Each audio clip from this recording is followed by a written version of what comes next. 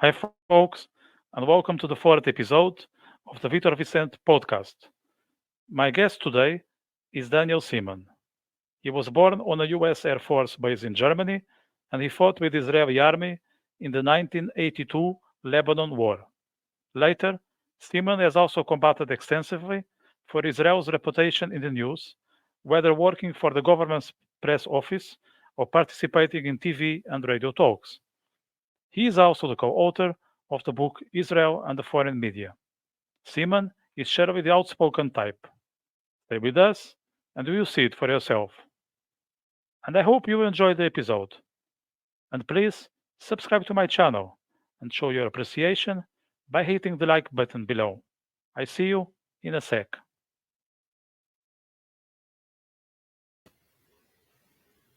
Hi Daniel, welcome to my podcast. Hi, Vitor. How are you? Good, good. Uh, So thanks for taking the time to join me in my fourth episode. This is one of the episodes I've been very much looking forward to, not only to talk to you, which is it's always a pleasure, especially these days, given the current situation in Israel. And I would be very keen to know your first-hand experience since you are based in Jerusalem and how the country is reacting and trying to heal from what happened on the 7th of October. So if you can share some insights of how is Israel now after almost 90 days of the brutal attack perpetrated by Hamas? Well, it's almost 4 months already, the 7th of October. It was a big, at least the first day was a huge shock. The first few days with the images coming out were horrific. The stories, the videos that were being aired, you didn't have to make much of an effort. It was all being done directly from cameras that Hamas were showing. Some people didn't want to see it. I have access to Arab language channels. So I was watching what they were doing and what they were celebrating, actually. But it was very horrific. And it touched home for every single one of us. There's not an Israeli who didn't know somebody, who doesn't have somebody there. I can say personally, I have two. One was one of the women at the Nova party, who I know her since she was an 8-year-old girl, or over 20 years. I play soccer in my hometown of Ashkelon, and her brothers played with me, and they would bring her when she was younger. So she was missing the first few days, so we were all concerned about her. But more than that, and I'm sure that most of the viewers here, the listeners here, who've been watching the material, it's an infamous photo of a young Israeli woman being dragged from a jeep by her hair. You can see very clearly in her pants that she was defiled, not only raped, but also defiled. And we were seeing this originally. My daughter said to me that she knows the young woman. Apparently was a young woman who spent the last year in a pre-military school in the south of Israel. And she knew her very well. We knew the parents. And so it hit home very strongly. And then the stories started coming out, and it was stories that we thought we don't have to deal with anymore. So this was the initial shock. The country mobilized very quickly. I guess generations of having a survival instinct all kicked in. We understood what needed to be done. I personally have a son who just this week completed his mandatory military service in the paratroopers. He followed in my footsteps and served not only in the paratroopers, also fought is now this week. He completed his service, so he's also been to war for the past over 100 days. So many of us have relatives and have, in my case, a son and friends. So it's been something that we every day had to follow in the news and the stories coming out. It's a long battle ahead. We know that it's a long battle ahead. It's heart-wrenching, heartbreaking, not only for the soldiers who are falling. And you hear the stories and you see the families, and we can identify with all of them. But it's also the fact that they're holding on to over 100 live civilians right now. There's 136. We believe that at least 30 of them are no longer alive from the evidence we've been able to gather.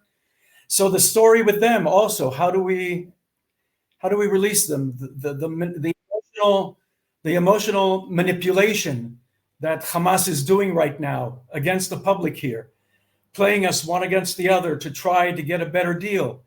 Not very clear, unless you understand Hamas completely, not very clear what they're doing, but you can't apply Western standards and logic to what they're doing. So it's a continuous roller coaster ride. We know that in the battlefield itself, and this is not me, we can just use the American military expert who was here this week, who's an expert on urban warfare from the United States, who said that what Israel is doing in modern warfare is nothing that any modern military has confronted, and we're doing things that were not only unseen before, but even the estimations of what were beyond anything that they could have estimated. So we know that is happening. We hear the stories now that after 100 days, most of the soldiers have been home and many of them going back in. So we hear what's going on. The morale is very strong and very high, and the dedication is absolute. We know what we need to do, but more than that, and here is the essence of it, for Israel, for Israelis, for Jews, we understand that this is an existential moment, no more and no less. If we do not completely, it's not only to defeat them, but to annihilate Hamas and also the atmosphere behind it, meaning it's not only the Hamas itself. Very much like the Nazis did in Germany, they have, in the Arab population in Gaza, they have brainwashed them with the jihad attitude. And we see this very relevant in polls being conducted among the Arabs in Judea and Samaria under the Palestinian Authority, that they celebrate what happened. They see this as a monumental moment and as a forebearer of a victory against the Jews. So in Gaza, it's not only to eliminate Hamas, but also that belief and that desire of theirs to annihilate Israel. And this will be at a heavy cost, both to us and particularly to them. So for Hamas, it's not enough that we are able to move them out and take over areas and destroy their military abilities. It's completely annihilating them. And this is a very difficult task to do. And people have to understand this is basically something we've delayed for over 20 years. It's not that it happened one morning. This has been going on for a very long time. So we understand this. Most of us, 99% of Israelis, and when I say Israelis, this includes Jews and non-Jews who are citizens in this country. There were non-Jews, there were Arabs, there were Druze, there were Muslims who were also executed, and by the way, on camera by Hamas. There are Muslims being held by Hamas. There were Christians who were foreign employees, and you can't mistake them for Israelis. They don't speak Hebrew. They don't look like Israelis. I'm talking about Thai and Filipino workers who they, in some cases, brutally executed them on camera. In other cases, took them prisoner and abused them while in prison. With the Arabs, one of them from East Jerusalem, he's speaking to them in Arabic. And he's saying he's not involved. He was a bus driver for people going to the Nova conference, concert. And they executed him. So they did this brutal behavior, not only against Jews in Israel, anybody who is Israeli. So we're standing together in this. And look, our life basically has gone back to normal in the sense, and they're even discussing now, we've had over 500,000 displaced Israelis. Nobody talks about that. But the citizens around the Gaza Strip and the citizens in the north of Israel, because we also have the conflict going on with Hezbollah, who share the same jihadist mentality and attitude of Hamas, and they're both proxies of Iran. And we have 500,000 displaced Israelis living in hotels around the country. They're now talking about the people in the south returning to their homes. In the north of Israel, they will not be returning soon. And this country will still provide for them away from the border with Hezbollah in Lebanon. But despite that, to a large degree, we're going back to our day-to-day lives. At the same time, reservists are continuously being called up. The economy is directed towards the military conflict going on. We haven't really mourned yet. We haven't had that time to step back and mourn what is happening, because we know we don't have the privilege to do that at the moment. And so this conflict will continue until we eradicate the threat to our existence. And, they talk about how the Arabs have been able to bring this down to very simple slogans about what is happening. We too have a slogan, very simple one: never again. And we said this after the Holocaust: never again, and never again is now, meaning we will never be the helpless victims. And that means that when we are assaulted and we are facing annihilation, and they're not hiding it, it's exactly what they've been saying. They want to annihilate us. This is not going to happen. The state of Israel was created to prevent this kind of thing, and it's never going to happen again. So never again is now. We're doing what is necessary. Never again also requires some difficult decisions at times. We're doing that as well. Not apologetic about it, not making excuses about it. The war could be over very quickly and very simply. If they stop their aggression against Israel, return the hostages. They're not doing it because they don't have an interest in doing that. They want to destroy the existence of the Jewish people in the land of Israel, just as like anybody who is not Muslim in the entire Middle East. And by the way, they also claim for Europe and the United States, the jihadist battle is against anybody. As they call it, they have two simple statements in Arabic: Dar el-Islam, the land of Islam, and Dar el-Harb. Dar el-Harb is any place which is not under Islamic control, is the land of the sword, the land of war. And they will continue their conflict.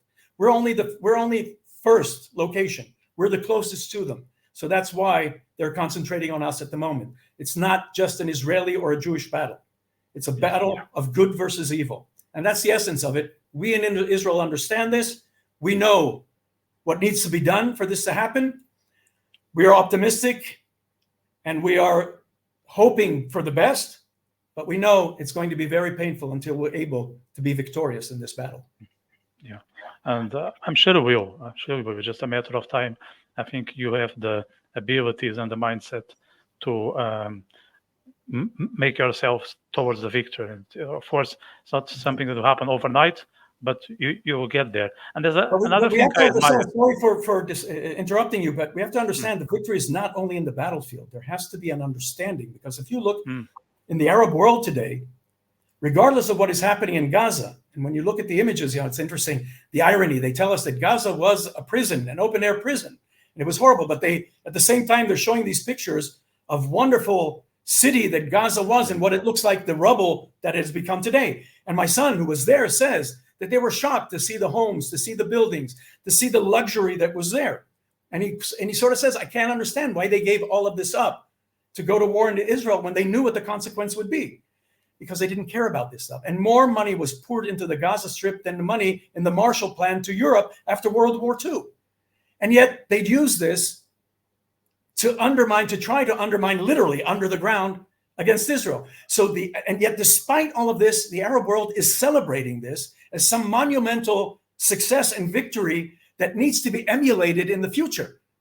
So if Israel does not make them understand, not only by victory on the ground, and this is where the existential question comes into hand, we have to make them understand that they do not want to do this again, that they understand that they will have an absolute total loss, and nobody wants to screw around with Israel, and they don't understand that yet.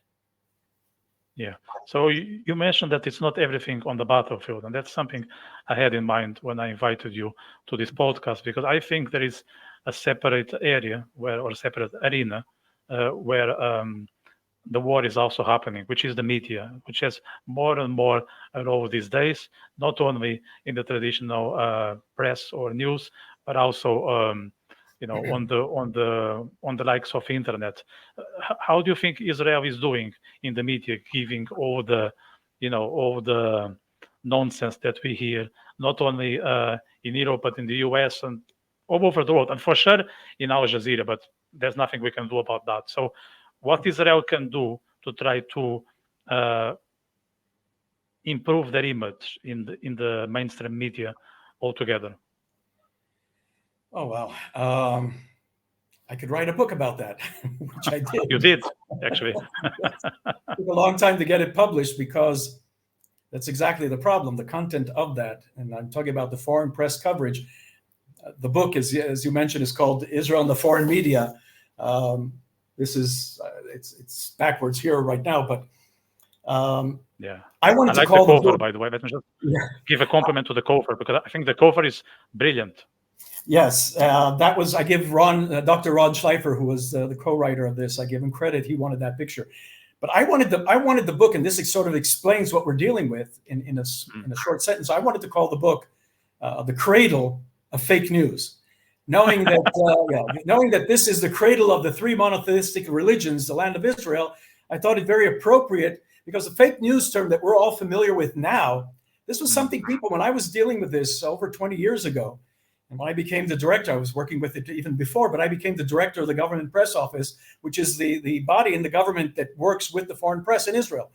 And you have to realize they were, and now also, but for many years, you had at least per capita and per square kilometer more foreign press covering this area and the state of Israel than any place else in the world. Now, sometimes it was literally like right now, you have more press here than any place else. But for 10 years, since 2010, there was a reduction. Israel stopped being a major attraction to media. But for many years, we were the center of attention. And many reasons. I cut it down to Israel is interesting and Jews is news. For whatever reason, there seems to be an obsession with the state of Israel. But why do I use the term cradle of fake news? Because there was a switch. If originally there was this sort of after the Holocaust, there was this sympathy towards the Jews, and I say very ironically to many of the Europeans and Christians, they went a bit too far with their disliking of Jews. And although there was persecution for generations, and there were things that were at a local level of Holocaust, meaning pogroms and things like that, which murder and the rape and the abduction of Jewish children, etc. These things happened over generations anywhere around the world. But the Holocaust was a bit exaggerating. So they suddenly had a sympathy for the Jews, which also went with the idea of the creation of the Jewish state in the land of Israel, which was celebrated to a large degree because we had this socialist background of the state of Israel. And they were celebrating the young Jewish people that are creating this wonderful country. This all lasted more or less till the 1967 Six-Day War. And we were victorious, and then at a time when everybody was expecting us to lose the war, we were very victorious and retook areas of the Jewish heritage in Judea and Samaria and Jerusalem. And very slowly, this was also done deliberately, by the way, focus shifted from the Jewish or the Israel-Arab conflict to the Israel-Palestinian conflict. Whereas the Israel-Arab conflict is, the Arabs are the big Goliath, the giant. When they move it down to these people who were deliberately kept as refugees, the Palestinians, it shifts it from and Israel being victorious against all these Arab countries. Suddenly we're this big Goliath, and nobody knows that we're a small country, which is a little bigger than the state of New Jersey in the United States. And with the population at the time, back in the Six-Day War, was 3 million. Today, we're 7 million Jews, 9 million people altogether. And we're less than 1% of the Middle East. And the Islamic countries are that much greater than us. And they still, even though we have peace treaties with Jordan and with Egypt, and we're not in a state of war with many of them. But today they shifted it also. Iran took over and has all these proxies fighting against Israel. But still, Israel is perceived as the Goliath and the poor Palestinians. We contributed to this in 1993. That the irony is tremendous. At a point where we tried to advance peace, and I remember when I first started working on behalf of the government of Israel in the 1980s. What happened in 1993? Well, that's exactly it. In the 1980s, they kept saying that we want peace now, and if we just give up territory, there'll be peace. If we recognize the PLO, we'll have peace. In 1993, we did all of that. It was the signing of the Oslo agreements. And within the Oslo agreements, we recognized the PLO as a legitimate representative of the Palestinians. We recognized the Palestinian desires. And instead of it bringing us closer to peace, and there's two levels here, not only the physical level, which not only did it not bring us closer to peace, they shifted more and more to terrorism. We remember 1990s and the year 2000, you had the terrorist bombings and the suicide bombings, but it also the sympathy then started shifting to the Palestinian rights. And what they did, unlike us, so we said, okay, we can share this area. We understand that there are two sides to this. And Israel tried to recognize and did recognize the Palestinian claims. The Palestinians took this, and supporters of the Arabs took this and said, oh, there are not two sides here. There's one victim and there's one oppressor. The oppressor are the Jews who took this land, which were the Palestinians. And here the Jews are saying that, or admitting this. And this is the irony of everything that happened here. And it not only happened with the 1993, then almost 10 years later, when we withdrew from the Gaza Strip. And here Israel left the Gaza Strip completely. Yeah. There was not even a single dead Jew in Gaza, because we uprooted the grave sites and took the bodies out of Gaza as well. And we turned it over to Palestinian control of the Palestinian Authority. And we see what happened with that as well. So you had that mental, and I don't even know the word to use for this. You had that shift in the perception of what is happening. But worse than that, you had the media coverage of things. And the same media that was very vocal in pressuring Israel to recognize the PLO, to make concessions to the Palestinians, to accept the fact that they have legitimate claims in their eyes. History was ignored, and you do have a dumbing down of the media in the past 30 years, in the past generation. If in the past, and I got to meet the older, even if I disagreed with them, they were very knowledgeable. They were journalists who knew history, knew the facts, could debate and discuss. And if you raised an issue, they could bring you counter, but it was within historical facts, and you could discuss this. One of these historical facts is, where are the Palestinians from? Now, I can very simply tell you that just look at their last names. That is enough to know. And last names could be El Masri, which means from Egypt. They use the names of towns, villages from all over. The population here was a majority Jew, and I'm talking about several thousand. For many years, this was a hellhole of the Middle East. I won't use another word, but it wasn't a very comfortable place, because you had malaria, and you had, it was desert. It was a very forgotten place in the Ottoman Empire. So Jews were here. There were a lot of Christians coming here, but Muslims use this area for two reasons. One, because of they have this, when you have crime or you have murder and families take over, one of the ways was to get out of being punished, was they ship your family to a godforsaken place. This land was godforsaken at that time.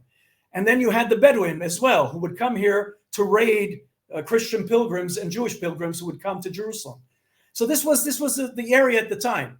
When Jews started coming back, this became a more financial beneficial area. So Jews and Arabs started coming here at the same time. For what reasons? I'm not even getting into you don't even have to go to the reasons why this happened. That was the fact.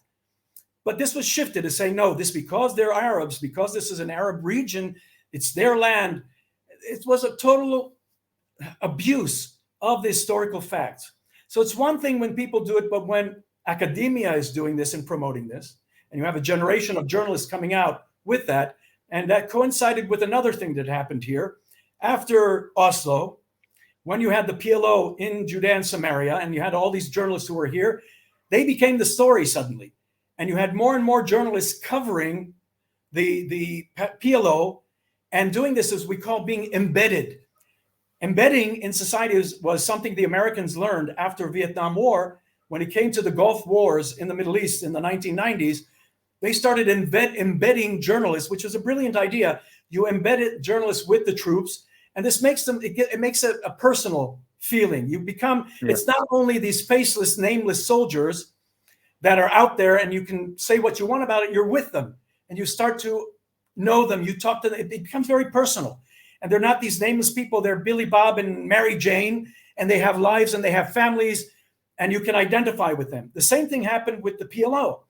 They started being with them, they were being hosted by them, they were being in hotels and then going around with them, and they started idolizing their society. Now, there was also an element of Western elitism involved in this, because even if you were encountering places where the women were kept to the side or they were abusive towards the women, oh, this was so, this is, Their society is so fascinating. Their society is so interesting, making excuses. And oh, it's not racism. That's the way they are. And they would apply their racist standards because you can't expect more of them. Of course they're violent. Of course they're like this because that's what they're like. You don't apply Western values to them because, oh, they're not like that. And I'm being very facetious and ironic and not ironic, but I'm being facetious about it because I'm exaggerating it a little, but this is basically what it came down to. And then when they were embedded in their society, they became identifying with them. I can give you a small example. Our building with the journalists, you had many journalists in our building, which was a building in the center of Jerusalem where the government press office was situated. And you had the journalists around, so we had mailboxes where they could get government information and they would do briefings for them, etc. So we had direct contact with them.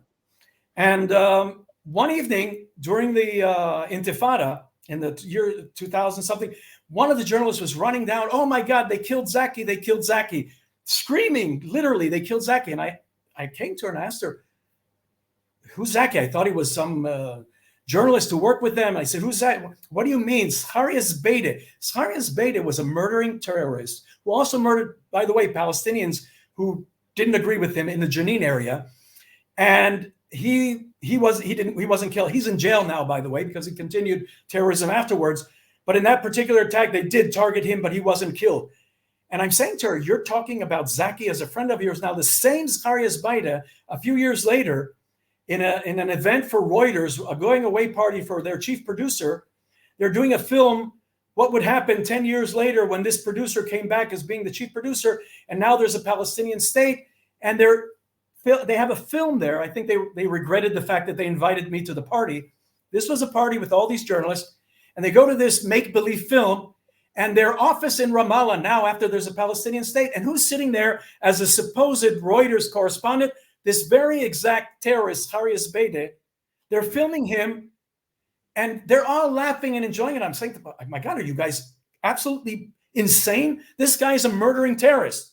He murdered Palestinians as well as Jews. Why are you doing it? Who invited me to the party? I was the problem at that moment. So you have this kind of asphyxiation of these journalists with terrorist thugs, and then add to that Arab society in general, but Palestinian society in particular, especially terrorist units, are not democratic. They're very ruthless. I had journalists from ABC tell me that in Jordan, when they did a story about the king of Jordan that was not positive towards the king, they were asked to leave Jordan. So in the areas under control of PLO and of Hamas, they dictate who they can employ, who can work for them. Anybody working for them, just like with UNRWA, has to be approved and a member of Hamas or the PLO.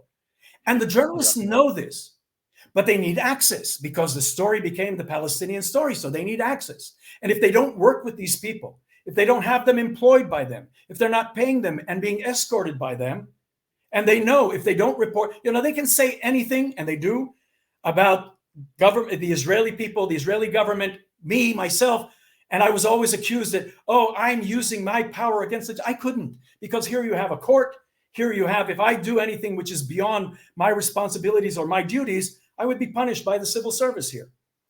So, but they never say that, and they never inform you, the people, that they are being threatened, and they are fine. Work with these people, but let the people know. Let the public know that your authentic stories and your coverage is being compromised. And so they went with these stories and anything, and then you had the ideological and political identification and collaboration with the PLO among many socialists and many left-wing organizations who identified clearly with the oppressor story fed to them. And this is where I say the fake news comes into effect. And but this is how do you think the left? I'll just conclude this by saying the cradle of fake news, this whole element that we're dealing with today, started here because when they got away with it in the coverage of Israel without paying a price, they started applying it elsewhere in their coverage of Europe and the United States. Yeah, it's kind of astonishing. How can the left, who claims to be for the people, for democratic values, for fighting oppression, will partner with such monsters like Hamas or the likes of the Iranian government, because there's a huge contradiction, and you don't need to be that clever to understand that. But still, they are on their side regardless, and they see them as activists with good intentions. How can that happen? Well, there was a huge dumbing down of society, as I mentioned, and this finds its expression in the media as well. It's amazing today. I'm always astounded by this, that in this generation, where in this small device you have access to more information than we had in all the libraries and universities when we were younger, and we had to go to a library and take out books. But in this small device, there's more accessible information than any of the libraries altogether that we had back in our day. And yet they're easily manipulated. And they're using tactics of emotional manipulation. The advent of social media helps in a way, because now because if in the 1990s and the early 2000s, it was only the media. So if your only source of information besides going to the library, but for immediate news, was these media organizations, you had a problem. And very few journalists applied professional standards, because, look, they want to be critical of Israel, fine. I'm not saying we're perfect. No country is perfect. By the way, the expectation and the holding of Israel to a particular standard and applying laws to Israel is elementary anti-Semitism, because this was done to Jews throughout history. There were laws, and there were laws how they were applied to Jews. And the same thing is happening here. Israel is held to a different and a higher standard. We expect more. No, don't expect more. We're no different than anybody else. Why do you think the bar is raising that high when it comes to Jewish people? I don't know. Look, a lot of Israelis say that, I want to be held to a higher standard. I don't want to be held to any different standard than anybody else. Look, we hold ourselves to certain standards. But the fact of the matter is, if you're trying to convey information, you have a responsibility not to Israel, not to the Palestinians, to the people who you report to. And that's the fourth estate. That's the essence of media. And this is where media in the West has began to fail, very much like the universities, that they took a very important element. You have the three branches of government in any democratic society, but the real branch for the public, which are supposed to be observing how they behave, the judicial, the legal, and the government, is the media. And they have failed us by taking on political and ideological positions, and not only applying it, but force feeding the public with this, saying that's the only right way. And unfortunately here, now, like I said, they can be pro-Israel, they can be pro-Palestinian, can be critical. I have no problem with that. But at least be honest enough that when you're covering the PLO or Hamas, and in that area, you have employees employed by them, let people know that this is happening. Don't come and when we would talk, for example, with the New York Times, we showed them that an employee of theirs who was working for them in Gaza, this is back 20 years ago, was and admitted this in speeches, and we had recordings of speeches, that he's a proud member of Hamas, a terrorist organization. That is opposed to the guidelines of New York Times. And same thing with Reuters.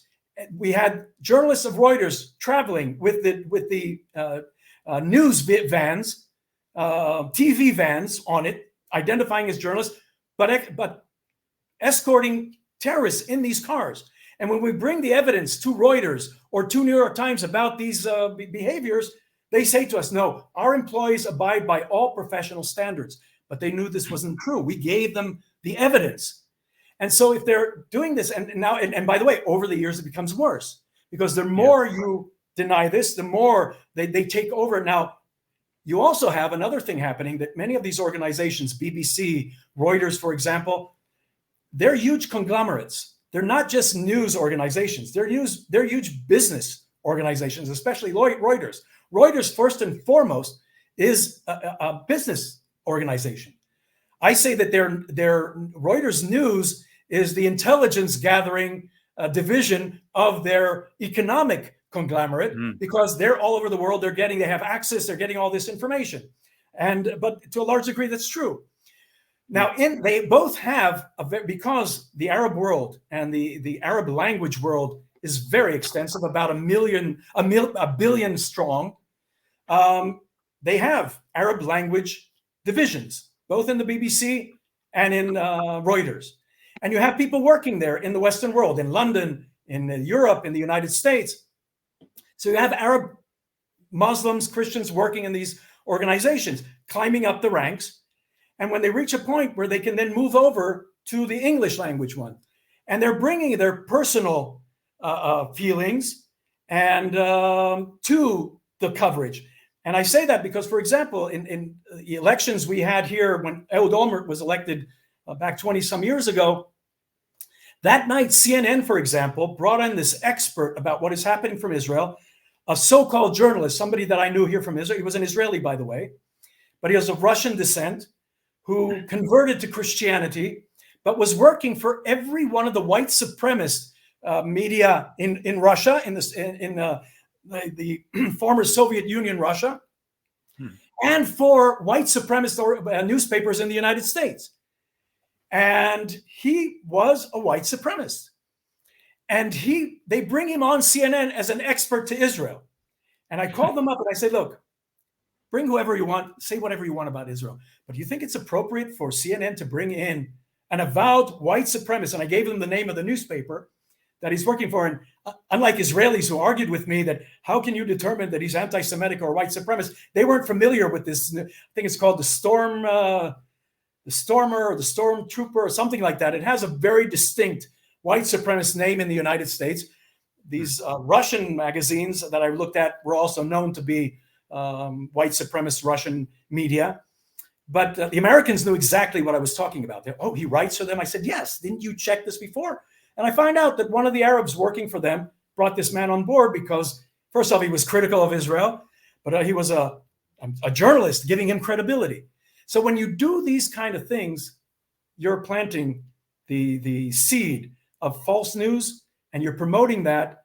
And unfortunately, it's causing a lot of damage. The truth eventually comes out. That's what I'm saying. Israel's outnumbered a billion to the number of Jews is 12 million around the world. Not all of them are supportive of Israel. You have 70 million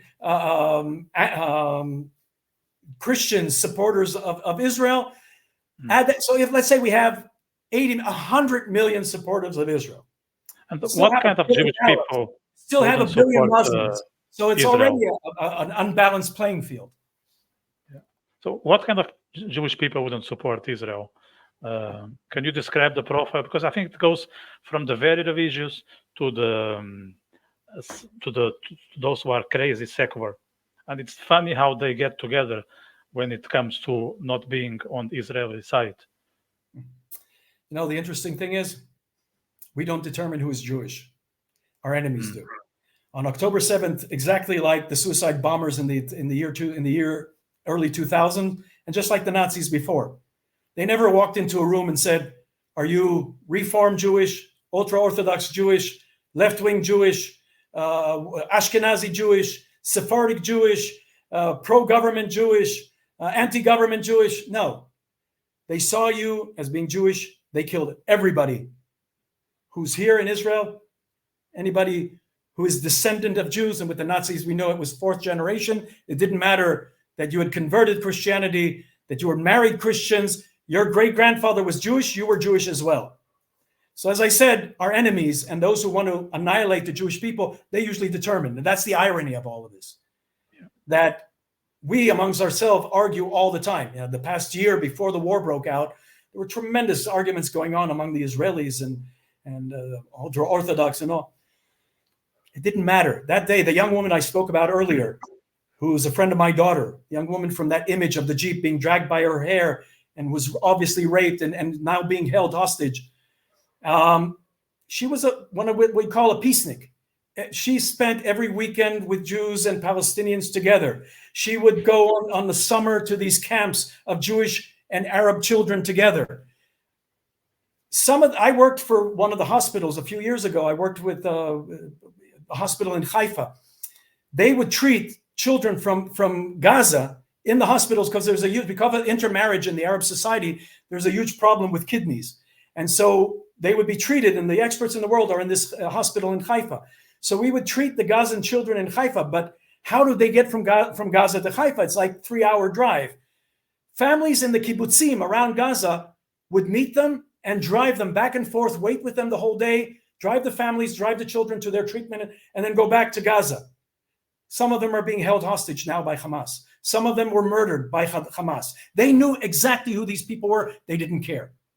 So here you have this situation where you have Jews of the very extreme, by the way, it's a small minority of what we call Niturei Karta, who they don't believe that we should have a Jewish state. Zionism is opposed to the will of God. Only when God comes back and the temple arrives from the sky on the Temple Mount, only then can Jews return. So they're opposed to Zionism. You have these, yeah, and you always see them because, again, journalists with their manipulative ways, and this is very racist, because they're dressed like you expect in the West a Jew to look like. They don't show me. I'm Jewish. My mother was Jewish. My grandfather, I can trace my family in Afghanistan back to the time of the Babylonian exile. And we do trace ourselves back to the tribe of Benjamin. And our family kept, because they never came back after the Babylonian exile. And when the King Cyrus brought the Jews back to the land of Israel, my family stayed in Babylonia. And from there, they went to Persia. And from Persia, and by the way, this was, I did the DNA test last year, and this was all verified on my mother's side. We see that Persia and Afghanistan, and then my grandfather came here 100 years ago when he heard the Jews were returning. So I'm Jewish, but I don't look Jewish in the way that Western, very racist images of Jews are. But these Niturei Karta are exactly what they see Jews as being. So they always fit the purpose, no? Yeah, and they're such a small minority, but they use them. And then you have those who are communist and who deny all religion. Communism is complete. You have no connection to religion. But when it fits them, they're Jewish, but we're against the state of Israel. How can you be Jewish if you're opposed to religion and you're communist? And then you have these Jews who, all right, they're opposed to the state of Israel, fine. Jews come in all colors, all shapes, all denominations, and unfortunately we see it even today in the battlefield. And last month we had a very tragic event when 22 soldiers were killed. You had Jews from kibbutzim, from moshavim, from the towns around Gaza, from cities, from Tel Aviv, right wing, left wing. You had descendants of Jews from the Philippines. You had some of the foreign workers who lived in Israel who became Israeli, and one of them, their son, joined the military. I get chills thinking about it. It was such a presentation of the state of Israel as it is today. So we are everything. So there are going to be those who are going to be critical of Israel, but they have no legitimacy. And the word Zionism is from the Bible. Zion is one of the 432 words which are used to describe Jerusalem. Zion is another word for Jerusalem. And throughout history, Jews have prayed every year that next year in Jerusalem, today we say next year in the rebuilt Jerusalem, because we are back in Jerusalem. And this is something we've been saying for generations. So Zionism was the return to Zion, to the land of Zion, which is the land of Israel. And it's this is an extension of the 19th century, the way Europe went through this whole nationhood when Italy was created and other countries around Europe were created with the boost of nationalism. Judaism or Zionism was the Jewish right to self-determination. When European countries, you had the dissolving of the monarchies in Europe, and you had the creation of the nation states in Europe. Zionism was an extension. Actually, Herzl was a member of the intellectual elite of Europe, like many other Jews, and he was influenced by this the concept of self-determination.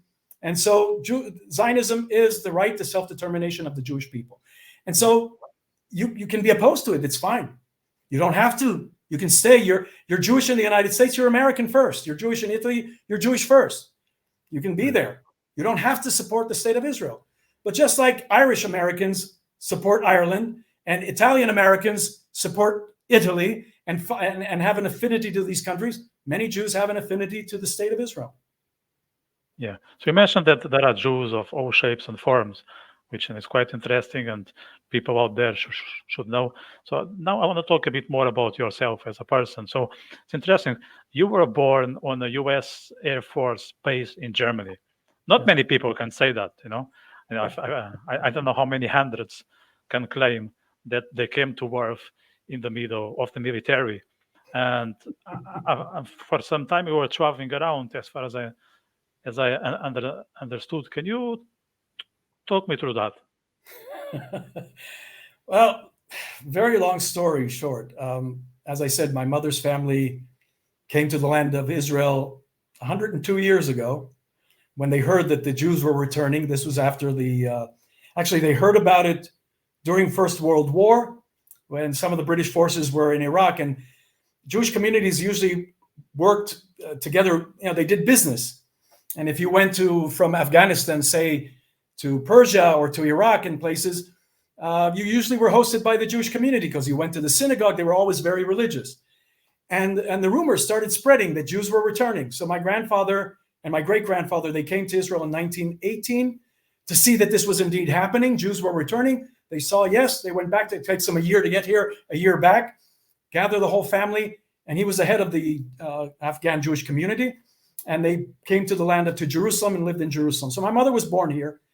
And her sisters, who were much older, were married to Jews of German descent.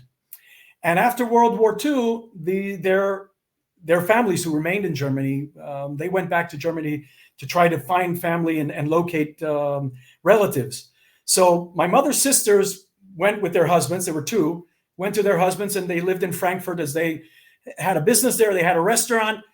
And when my mother finished her military service in the late 1950s, she went to visit her sisters in Germany. And they had a restaurant that was serving American GIs. And my mother, this Afghan-descended Middle Eastern Jew, dark-looking, very pretty woman, fell in love with this blonde, blue-eyed American non-Jew. The opposites attract. He was attracted to the dark Middle Eastern woman. She was attracted to the blonde, blue-eyed American. And they got married. My dad converted to Judaism. Very interesting.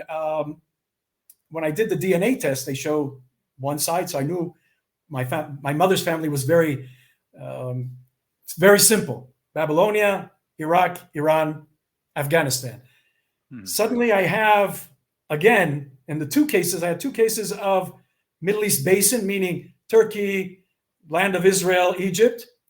But then I have Italy, Britain, Spain, Netherlands, Germany. It's like the entire history of persecution of Jews from Italy, being taken from the land of Israel to Italy.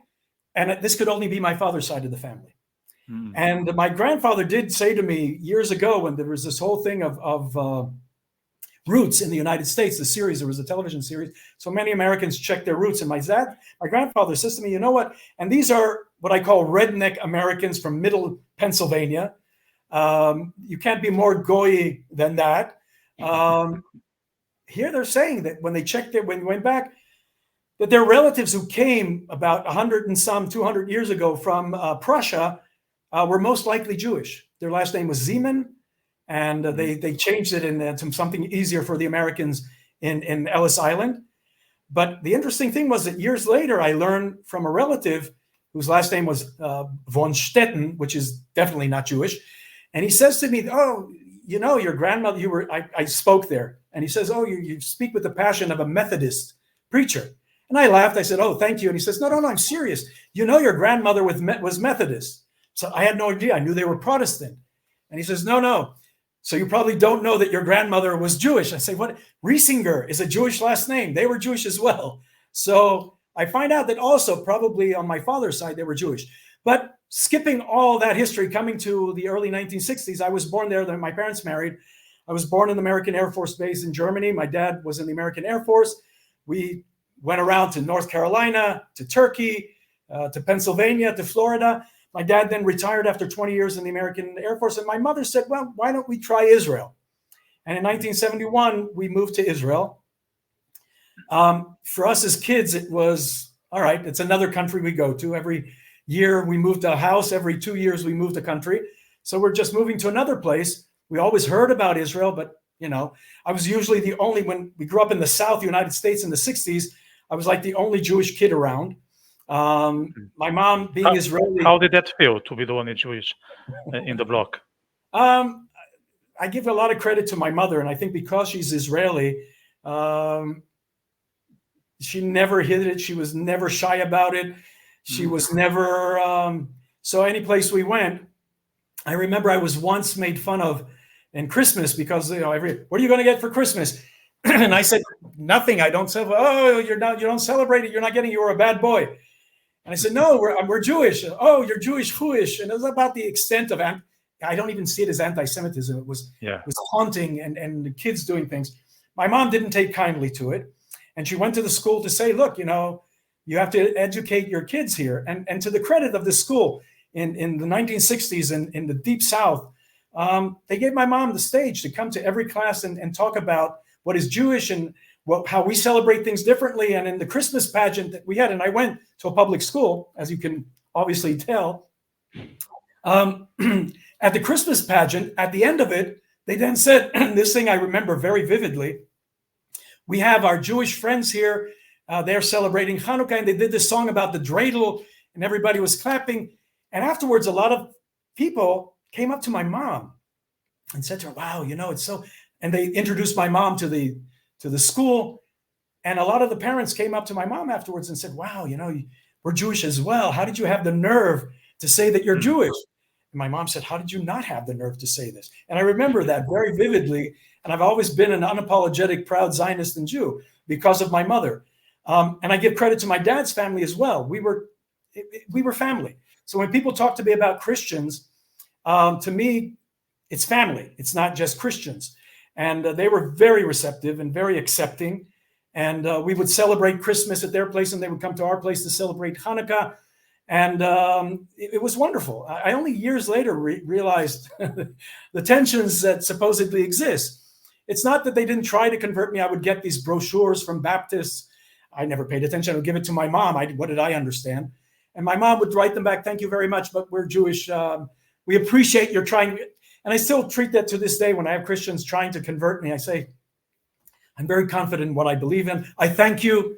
You know, someday if the Messiah does return, we'll know if it's Jesus or somebody else. And even if it is Jesus, he's going to say, when they tell him he's Christian, he's going to say, no, I'm not, I'm Jewish.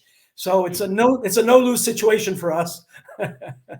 But so I grew up with that. And then when we came to Israel, it was very shocking to find out everybody's Jewish.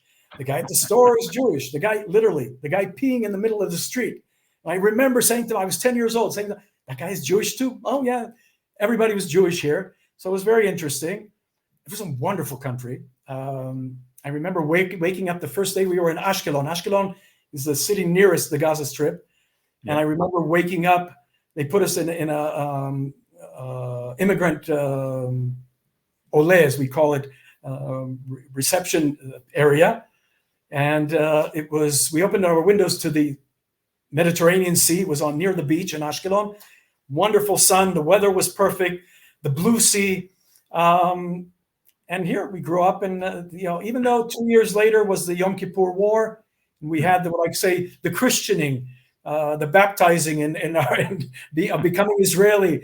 I was almost 13 years old, and we had our first war. 8 years later, I joined the IDF, and I volunteered to be a paratrooper. I had no idea what I was going to do. I knew I was going to enlist, and then I read the book, The Letters of Yoni Netanyahu, which Bibi Netanyahu published that year. Was after the Entebbe. And Yoni Netanyahu was an amazing Zionist with tremendous love for the country, and had this wonderful way of describing his love for the land of Israel, for the Jewish people. I was extremely inspired by that. And he was a paratrooper. and how he joined the paratroopers and why he joined it, and the feeling that we have a tremendous responsibility after generations. And I take this inspiration also from my mother's family. My dad's family were all also served in the American military. So we did come from a military background, understanding the responsibility that we share, and living in democratic and free societies. Yes, you can sit back and enjoy it, but you also sometimes have to stand for it, and especially the Jewish people. And you could see here, we were given a tremendous responsibility, not only a blessing of living for the first generation in 2,000 years in our own homeland and being free and being able to defend ourselves, but you also have to take a part in that responsibility. So you volunteer for the paratroopers. It was not easy. I was not built for that. I had no idea what I was getting myself into. But I would, even now, knowing the difficulties, I would do it all over again. It was very inspiring. Great people, serving with them for the state of Israel. I felt that I gave my part, and then I spent 25 years in reserves as a paratrooper. I guess I influenced my son because he joined the paratroopers 3 years ago, and it was in the same battalion that I was in. So I'm very proud. We are now two veterans of the 890th Paratrooper Brigade, and also veterans of Israeli wars. Not that I'm happy about that, but it's a reality. And I fought in the first Lebanon War. So that was my story. And then I was fortunate enough, because of my English and because of just where I was, I stumbled upon, I started working at the consulate in New York because I had very good English and I was an American citizen. I could get a job at the consulate in New York. This was after the war in Lebanon. And I began working on behalf of the state of Israel. And I think I was very fortunate to have this opportunity. How was it to work with the prime ministers? I think you were in touch directly with the likes of Benjamin Netanyahu, Ehud Barak, and a couple of others. Can you tell us a bit,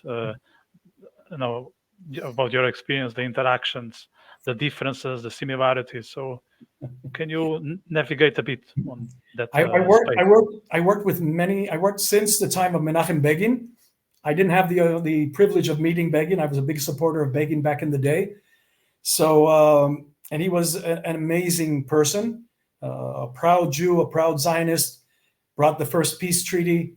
So I was hoping when I worked at the consulate, he was supposed to come to the consulate, to the UN in September of 1984, but he retired before that. And then I worked with Shamir. When I came back to Israel, I then got a job with the Prime Minister's office, with the government press office. I began working as an employee of the government press office. And one of my first experiences was in Eilat. We had an event in Eilat, and then I was young and new, and I had all these figures from the government. So I was like, I waited till the last person getting back on this plane from Eilat to Jerusalem. And since I was the last person, the only seat available was just opposite Shamir, the prime minister. So I'm going in there, and it's a small plane. I'm sitting there, and I'm trying not to look at him. And wow, I'm sitting next to the prime minister. And he falls asleep on the window. He has his hand, and he's falling asleep. And that gave me the opportunity to stare at him.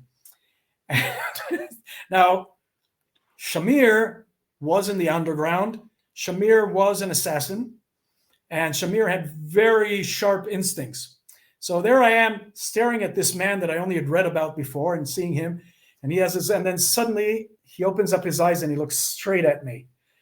And I said, oh, where do I put myself now? It was like he knew I was looking at him. That was my first experience, but he was an amazing man. He was so dedicated. I think he was the best prime minister, very dedicated to the Jewish people, unwavering, knew exactly what needed to be done, didn't care about himself, only cared about what needs to be done for the Jewish people. After that, I worked, and I knew Rabin before that because he was Minister of Defense. And I had the opportunity of working with him. He was like no bullshit. We came in, I was bringing journalists to meet with him. One of them was a nephew of then President of the United States. I don't want to say who, so they don't know who the guy is. But so because it was the nephew, they wanted to meet with this young delegation. So they brought me in to talk to Rabin. And he was sort of sitting there at the table and listening. I was like, all right, bring them in already. He didn't have patience for nonsense. He knew he had things that he had to do with the job. So let's get it over with. I like that directness. I like that fact that there was no bullshit about him. Same as with Shamir. These were the old generation people that had done so much for the state of Israel that they knew it was a responsibility. I then had the opportunity of working with Netanyahu the first time. At Bibi, I actually knew him from his working as the ambassador to the United Nations. So I was at the consulate in New York. He was a different floor. So I worked a lot with him because he was sort of young at that time and he was a very strong influence. I was working with our public diplomacy on university. So he was perfect. He was like closer to them in age, and he was very dynamic, very eloquent, very, very knowledgeable. It was the knowledge. And then when I met his father years later, who was a professor for Zionism, one of the people who worked with Jabotinsky, and I had this, what a brilliant man his father is. So it trickles down, both Netanyahu, Yoni, who I was influenced by, and his brother, Dr. Ido Netanyahu, who I'm very friendly with, and now has a radio show on one of Israeli radio stations. It's such a different level of knowledge so they all have that. I worked with Ariel Sharon, who I had admired since being a child, and wrote a poem about him when I was in the Yom Kippur War. I wrote, because my best friend's father was Sharon's deputy. So Sharon came to my best friend's bar mitzvah. And I wrote this poem for our school around the Yom Kippur War. It was a very strong message about Ariel Sharon and how he saved the land of Israel at that time. And I gave the poem to Ariel Sharon. So years later, when he became prime minister, at the government press office, we take the official photograph of the prime minister. So we come in there, and I'm there with our chief photographer, and I didn't introduce myself. And I said to him, I gave you a poem many years ago, and I thought he'd say to me, okay, thank you very much. Now I have business to tend to. And I was surprised. I thought, oh, you gave me that? I so much appreciate it. He says to me, his house, there was a fire in his house a few years earlier. So he says to me, I had a fire, in my house, the farm that he was at. I had a fire at the farm, and all the things that I had were burnt down. If you have a copy of that poem, I would love to get it. And oh my God, I almost fainted. I went to my mom's house. I turned my mom's house upside down. I didn't find but I did find, I had stickers of him that he ran for government pump the first time back in 1973. He ran with the Shlom Zion party. So I had stickers of Ariel Sharon and Shlom Zion. So I brought those to him, and he was very receptive. So, I haven't seen those in years. And he was very different than I was expecting. He was not well liked by certain circles of Israeli politics, especially those in the circle of the prime minister's office, who were appointed by the left wing. And one of the secretaries there, who was from the time of Golda Meir.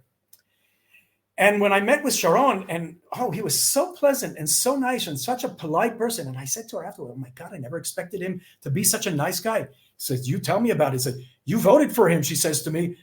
I've always despised him, and I love him now, she says to me.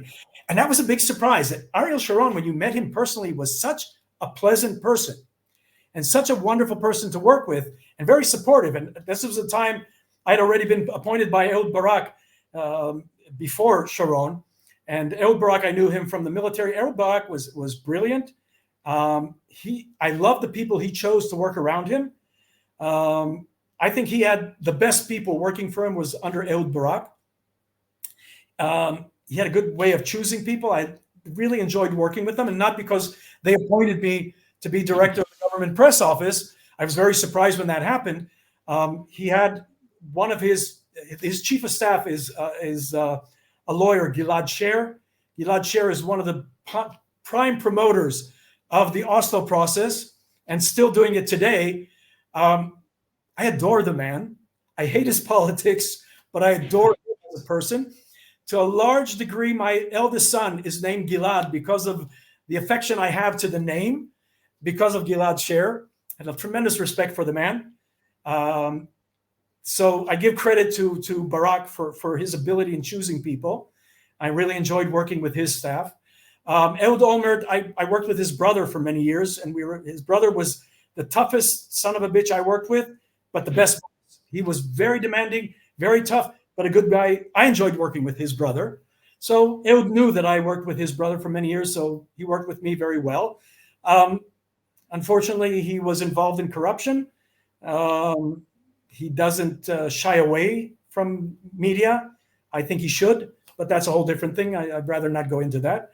And then I went back to working with Netanyahu, which I think is the most relevant. He's been the longest. I think he is the biggest fixture in the history of the state of Israel after Ben Gurion.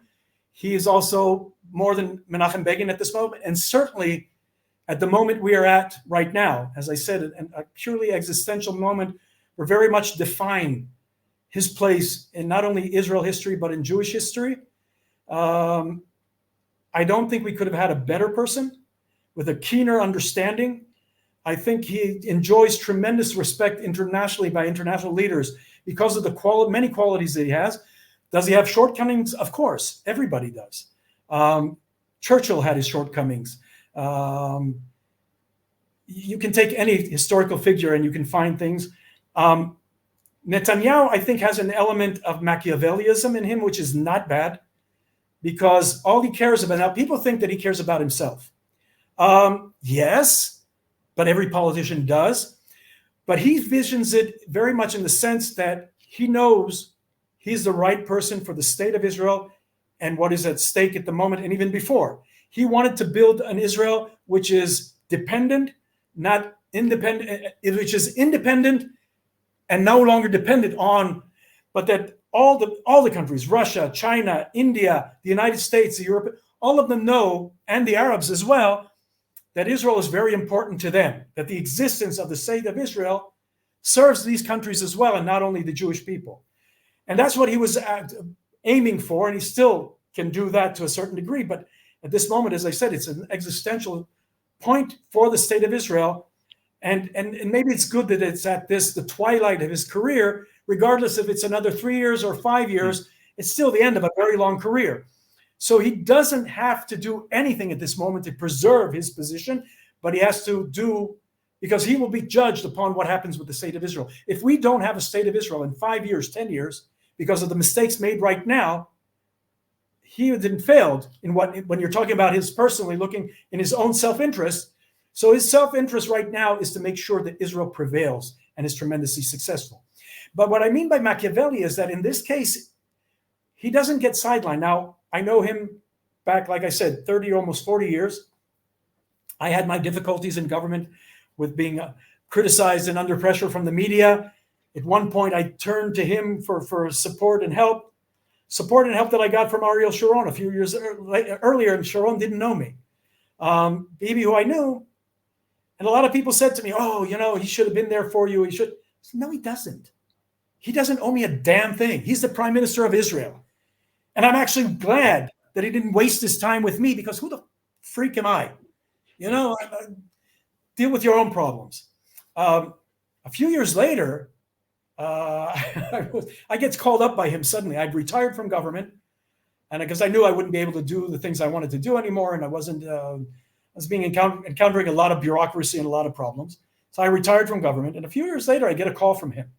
Now, little of this had to do with they used to remove me from a position, posts that I posted on social media at the time. This is over 10 years ago. And I get called up by him 7 years later. He saw me on television, and I'm surprised. What does he want? He hasn't spoken to me in 7 years. And I get called in by him, and he's saying he saw me on television, and we were talking about what Israel needs to do. And he said, look, this was before the Abrahamic Accords. And we walk over from his desk to the wall, and there's a map of the Middle East in his room. And he points out, and this is before the Abrahamic Accords, and he describes to me what eventually I see about 6 months to a year later are the Abrahamic Accords. And he describes to me what needs to be done in order for Israel to be victorious, in the sense of what real victory means, not the battlefield, but how Israel becomes this independent country, just as I explained before. I'm standing and I said, wow, this is amazing. So we have this long talk. We joke about his son. Well, I joked about his son. He wasn't amused. But his son was being accused by the Israeli media at the time of his wife had been to court for doing something ridiculous. And she had just, the day she accepted a plea bargain and she paid a fine. And I asked him, that was the same the day before. So I said, I'm sorry about what happened with your wife. He said, yeah, what can I say, that these things happen? I said, I don't mind when they attack me. He says to me, it bothers me when they attack my wife and my son. And I said, well, I'm sorry. And I said, by the way, your son, if we're talking about your son, and I see him get, what am I going to say? And I said, listen, your son is very critical about the media. There was a picture of him giving the finger to journalists. I said, if that was my son, or if that was me, and they were talking about my mother the way they're talking about his mother, I would not be criticizing the media. I would not be giving them the finger. I see him sort of, what are you going to say? So I'd be waiting outside their house with a baseball bat, and I'd be beating the shit out of those fuckers. I hope you can take this out. I say this to the prime minister. That's what I'd be doing. Your son is too nice. He cracks up laughing. He says, no. I tell my sons everything. I don't condone violence. And we laughed about that. And then he says to me, look, I need a spokesman. Something out of the blue. And he says to me, you don't have any more posts like you had before. I said to him, you're familiar with those posts of mine? Oh, he said, oh, yeah. And he said, you were right. You were actually right. I wrote something about Japan at the time, that they were commemorating Hiroshima and Nagasaki. And I said, look, I understand, but shouldn't we be commemorating, Hiroshima and Nagasaki were a consequence of Japanese imperial violence and the death of 50 million Chinese, Koreans, Vietnamese, Thai, Filipino, Americans. That's who we should be commemorating. And this turned into a big political issue and a diplomatic issue that people made a whole big issue out of. And that's why I was helping for the prime minister's support at the time. But when he said that, I sort of laughed. And he said, you don't have no more posts. I said, no. I said, I said, you were familiar with this? You knew about this? He said, oh, yes. And he's laughing. I said, I'm glad you find this amusing. You know what I went through? He says, I said to him, you know what I went through with the media? He says, oh, you know what I go through all the time? And I said, you're the prime minister, I'm nothing. And he laughs. He said, I hope you have no more posts like that. And not that you weren't right historically. I said, oh my God, you're defending me now. And, I'm sitting like this far away from him. I said, you're defending, where were you when I needed you? I said, oh, I have more important things to do. I said, oh my God. I was going to curse him out, but I didn't think it'd be appropriate then. Eventually it didn't work out technically because we were coming up on elections. And I said, I'm not going to go into a job for a few. And this was one of the 5 elections we had in a short period of time. So those are the things I know about these prime ministers. I think we are very fortunate in Israel. And to me, it was every day for 31 years when I went in, and the days I'd go to the prime minister's office, and I felt so fortunate and so blessed that I had the privilege of representing my country. And thinking of the generations of Jews who didn't have the prime minister or the leader of the Jewish people. And I was entrusted with the responsibility of representing our country. Tremendous, tremendous responsibility and privilege. So I enjoyed that every day. And I can say that even if I disagreed with them politically, I didn't work for Shimon Peres, for example, but he was Minister of Foreign Affairs when I was government president. We did a lot of work naturally with the foreign ministry. Him, I did not like personally. I did absolutely despise politically, but he was a leader. He was president. I worked with him as he was president. Every one of them felt a special responsibility. You can tell that it was more than just about themselves. They all have their faults, of course, but I think we were fortunate, the Jewish people, to have this kind of leadership. I just hope, after the war here, you asked me earlier about the war. Maybe one of the most wonderful things we saw here and became aware is that we brought up an outstanding generation. And I'm not saying this only because of my own son. I'm getting emotional right now because, we ridiculed this generation, the TikTok generation. I have 4 kids. I'm close to smacking them all the time with they're constantly on their phones. My eldest son and my daughter's now in the army as well. This generation turned out to be our greatest generation. Every day we hear about those who are falling. As I said, we haven't had time to mourn yet. But we hear about the families, and we see that the young men and the young women, by the way. This is also a story that hasn't been told yet. that on the day I had my reservations of women being in the military and combat units. I thought, well, certainly we shouldn't reduce the requirements, but I questioned, how can they be in the battlefield? And there was always this question of women following prisoners. Unfortunately, we had dozens of them taken prisoner. Unfortunately, we had our greatest nightmares and concerns realized on the 7th of October. Young women who were butchered, raped, defiled. Some of them were not combat soldiers. But on that same day, we had combat women who performed in the most unbelievable ways, defending this country on the battlefield. We had this young woman who had already previously, she had been in the mixed unit with the border, not border guards, but one of the units on the border with Egypt. And about 5-6 years ago, when she was a company commander, she met with terrorists and she performed with bravery, outstanding bravery, and was awarded a Medal of Honor at that time. And she was down there and she took control. Now she's a brigade commander, a battalion commander. And she took over forces and she killed dozens of terrorists on that day, saved one of the kibbutzim because she performed outstandingly and in tremendous bravery with other women with her. And then there was a unit of tank corps women who took over a tank and they performed there. They ran over terrorists. They killed dozens also. And there were other instances of women. So I'm saying these young women as well. Today, I have no doubts of the abilities of women on the battlefield. And now we've crossed that threshold of what can happen to them. We know, we've been there. We can handle that as well. Unfortunately, it's tremendous tragedy, but now it's only made us stronger. So we see these women and their abilities as well. So the young men and women today, this generation that we have brought out, are so unbelievable. We are so privileged, and I give us credit. Maybe we did something right as parents to bring them up with this dedication, with this understanding, with this pride of who they are as Jews, of being unapologetic, unwavering, the heroism being showed, the sacrifice they're making. Many of them came out, they didn't have to. Look, my own son, he completed his service in December. It was extended for a while. Beginning of January, they were released. He volunteered to stay for another month. And was I happy about it? No, but I can't say a word because I probably would have done the same thing. And his friends, and they've all lost close friends of theirs. I remember losing my own friends at the time, how painful it is. But with them, it goes with this understanding that they not only lost the friends, but their friends were elevated to a status of heroism. So to sort of complete it all, we've done something right in this country. We are very critical of ourselves, sometimes extremely and exaggeratedly critical.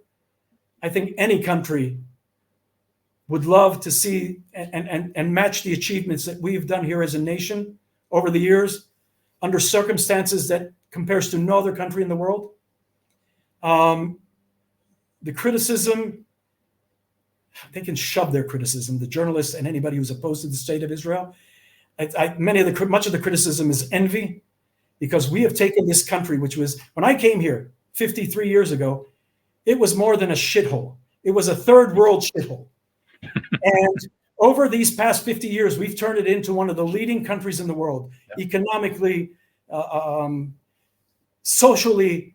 It's a free country. The Jews, Christians, is it perfect? No, no country is perfect in the world. But if you give me the choice of anywhere in the world, I would choose the state of Israel. And we have this young, it's not by mistake that we have the highest birth rate in the Western world, and we are the number 4 with all our criticism and all our internal bickering and all our complaining, because when it comes down to it, we're good Jews, we complain. With all the complaining, we're the 4th happiest nation in the world. And this was a poll taken after the 7th of October. And I think that one of the expressions of this is understanding and a next generation and the hope that it brings with them. And I think we've done a tremendous job with that as well, because this generation is tremendously outstanding. And the future of the Jewish people is phenomenal. It's phenomenal. And so I give the credit to the years of the people I worked with in government and with the good leaders that we have chosen. And I think the next generation of politicians, and it may take a few years, but there was a tremendous earthquake on October 7th in Israel itself. And only in the next few years are we going to see the rise of this young generation of wonderful Israelis that will take us to the next level and to the immediate future, and the future that will be very promising for us. Well, Daniel, I think we couldn't find a better way to wrap up our conversation, because in the midst of the mayhem, you shared so much optimism. So I'm very thankful that we end with hope, with expectation of a bright future. And the reason is the people, not only the politicians, but the people that are on the ground. So I think we couldn't finish in a better manner than this. So thank you very much, and I hope Israel will win in both battles, the one on the ground and also the one on the media, because both are vital, for the victory. So thank you very much, and I think we could talk another 10 times, and there will still be You stuff could to go see that. through. I could see I that. Yeah. appreciate the time, and I appreciate giving me the stage, and those people who are watching us, thank you for taking the time. And I suggest, if you haven't been here, to come to see things for yourselves. And like I said, it may not be perfect, but it's very different than what, if you haven't been here, than what you can expect. I think there's a lot to see here. Yeah, it's a life-changing experience when you visit Israel and you see it with your own pair of eyes. Yes, I can guarantee everyone that is listening to us that they won't be the same person. So, yeah, here is the encouragement. So For the better. for the better, exactly. Yeah, same Yes. as I believe this episode. It's also maybe not to the extent of visiting Israel, but it can also change many people's lives. So, I'm very positive. So, thanks, Danny, and let's stay in touch. Absolutely. Okay, Thank you very much. take care. Bye. Bye. Bye. Bye-bye.